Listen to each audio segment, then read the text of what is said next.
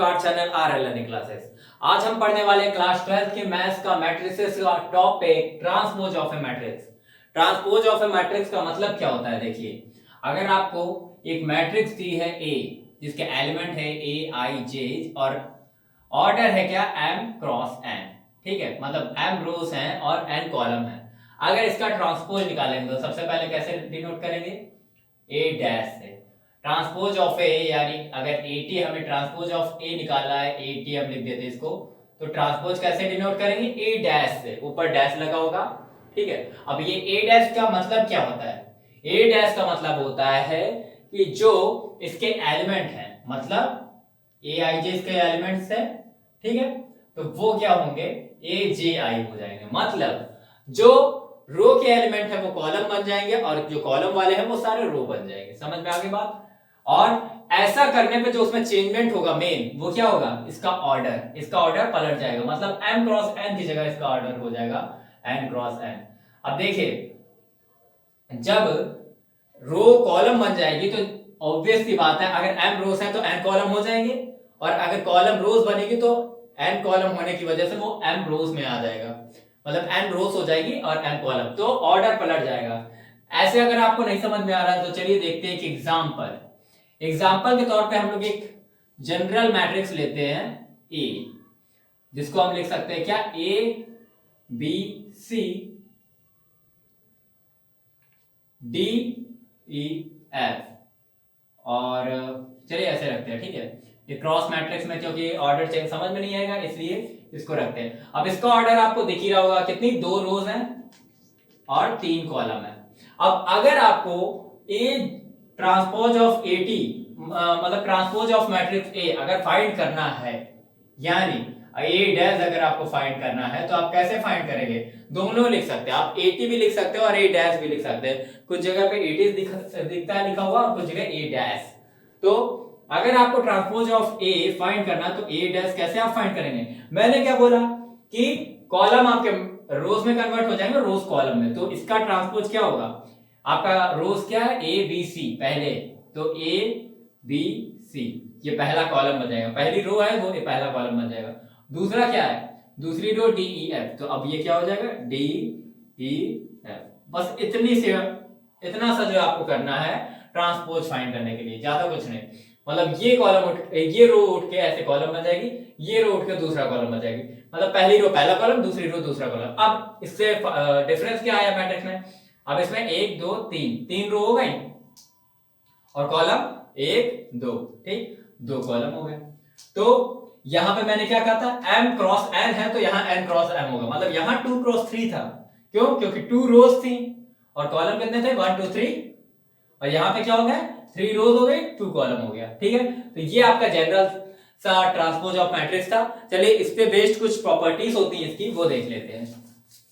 तो देखिए, पहली प्रॉपर्टी जो है आपकी वो है, अगर एक ट्रांसपोज है ए का ट्रांसपोज ए डैश है और ए डैश का अगर दोबारा ट्रांसपोज करते हैं, मतलब इसका भी ट्रांसपोज निकालते हैं, ट्रांसपोज का ट्रांसपोज हमेशा इक्वल होता है मैट्रिक्स ए के। मतलब जो हमारी शुरू में जो पहले मैट्रिक्स थी जिसका हम ट्रांसपोज निकाल लेते हैं वही आंसर आएगा।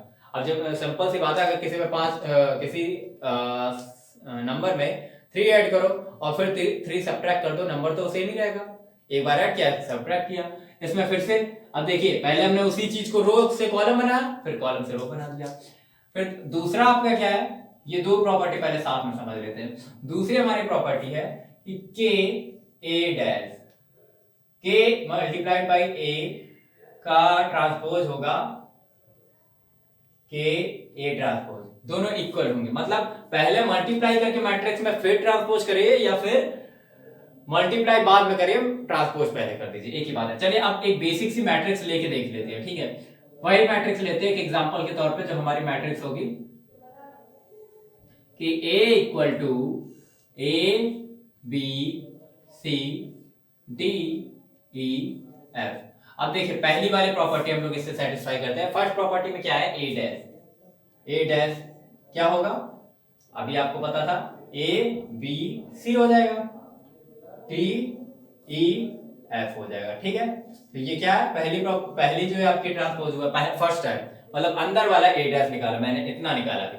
अब इसका दोबारा ट्रांसपोज करेंगे ए डैश का, ए डैश फिर से ट्रांसपोज होगा तो क्या होगा, फिर से ये एडी जो है पहली रो है, पहला कॉलम बन जाएगा ए डी, ठीक है। फिर बीई क्या है, दूसरा कॉलम बन जाएगा बीई। फिर तीसरा क्या है, सी एफ, ठीक है, ये तीसरा कॉलम बन जाएगा। तो आपकी क्या फाइनल वही मैट्रिक्स आ गई जो शुरुआत में थी। ये हमारा क्या था, ये था। तो यहां से हमें क्या पता चला कि अगर दो बार ट्रांसपोज कर दे सेम मैट्रिक्स का तो उसकी वैल्यू क्या हो जाती है, जो बेसिक मैट्रिक्स होती है हमारी वही हो जाती है। अब चलिए दूसरा वाला देखते हैं, दूसरी प्रॉपर्टी जो थी इसकी। दूसरी प्रॉपर्टी में क्या होगा, देखिए दूसरी प्रॉपर्टी में अब ये ए मैट्रिक्स है हमारी जो कि ये गिवन है और इसका ऑर्डर क्या है देख लीजिए, 3x2 सॉरी 2x3, ठीक है 2x3 है, ठीक। अब अगर हमें ए डैश फाइंड करना है, एक मिनट, इसमें हम कोई कांस्टेंट का मल्टीप्लाई कर देते हैं। फॉर एग्जांपल हम मल्टीप्लाई करते हैं 2 का, वेयर के इज अ कांस्टेंट, ये याद रखिएगा, वेयर के इज ए कांस्टेंट, ठीक है।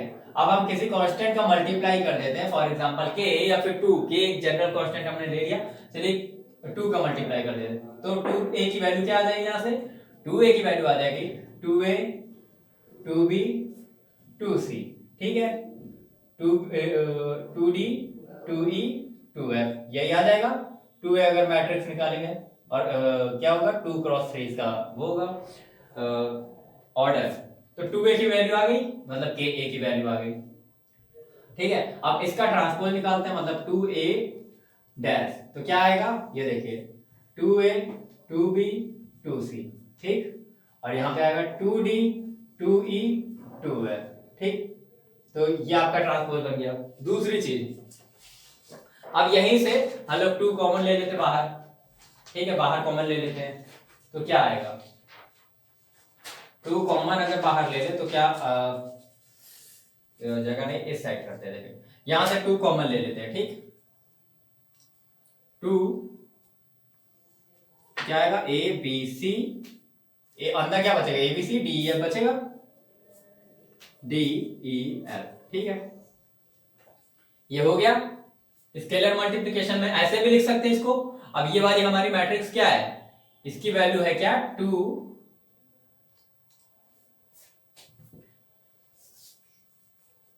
तो इसकी जो वैल्यू है ये बाहर तो 2 मल्टीप्लाइड में है, और ये अभी हमने पिछले इस वाले क्वेश्चन में देखा था ये किसकी वैल्यू होती है, ए डैश ट्रांसपोज। अगर इसका ट्रांसपोज करेंगे तो यही आएगा, ये 3x2 पे आ गया है तो 2a डैश, तो मतलब 2a का कॉम्प्लीमेंट सॉरी 2a का ट्रांसपोज इक्वल होता है 2 मल्टीप्लाइड बाई ट्रांसपोज ऑफ ए, ठीक है। तो यहाँ पे आपकी 2 प्रॉपर्टीज हो गई हैं, एक और 2 और बची हैं, वो भी आपकी सिंपल सी हैं।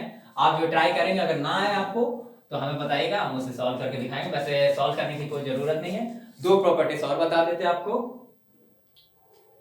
यहाँ पे लिखा था, ठीक। बाकी की जो 2 प्रॉपर्टी है वो ये है, देखिए थर्ड प्रॉपर्टी ये है कि a प्लस बी, मतलब 2 मैट्रिक्स हैं उनका सम करके फिर ट्रांसपोज करिए, या फिर ट्रांसपोज पहले कर लीजिए फिर सम करिए, तो आंसर सेम ही आएगा, दोनों इक्वल होते हैं, ठीक है। मतलब पहले हम एक और मैट्रिक्स थी a और b, दोनों को हमने सम कर लिया, सम कर लेंगे इजीली, फिर ट्रांसपोज करेंगे, और फिर या फिर दूसरे केस में क्या है कि पहले ट्रांसपोज किया फिर सम किया, आंसर एक ही आएगा। आप ट्राई करके देखिएगा, बहुत ही इजी है, ठीक है। आई फोर्थ प्रॉपर्टी क्या है, फोर्थ प्रॉपर्टी ये है कि अब ये प्लस के केस में ट्रांसपोज और ये मल्टीप्लीकेशन के केस में, मान लीजिए 2 मैट्रिक्स है आपकी ए बी, दोनों को हमने मल्टीप्लाई किया और ट्रांसपोज कर दिया, ठीक है। ए और बी 2 मैट्रिक्स है अलग अलग, और दोनों को हमने मल्टीप्लाई करके ट्रांसपोज कर दिया। मल्टीप्लाई के केस में हमें क्या देखना है कि मल्टीप्लाई के केस में ये कंपलसरी है कि उसका ऑर्डर, मतलब जितनी इसमें रो हो, नंबर ऑफ रोज उतने ही उसमें कॉलम्स हो, सॉरी जितने इसमें कॉलम्स हो पहले वाले में ए में, मतलब उतने ही बी में रोज होनी चाहिए, ठीक है। तो A B dash equal to हो जाएगा ए डैश बी डैश, ठीक है। मतलब आप पहले मल्टीप्लाई करके ट्रांसपोज करो या फिर ट्रांसपोज करके मल्टीप्लाई करो, आंसर सेम ही आएगा।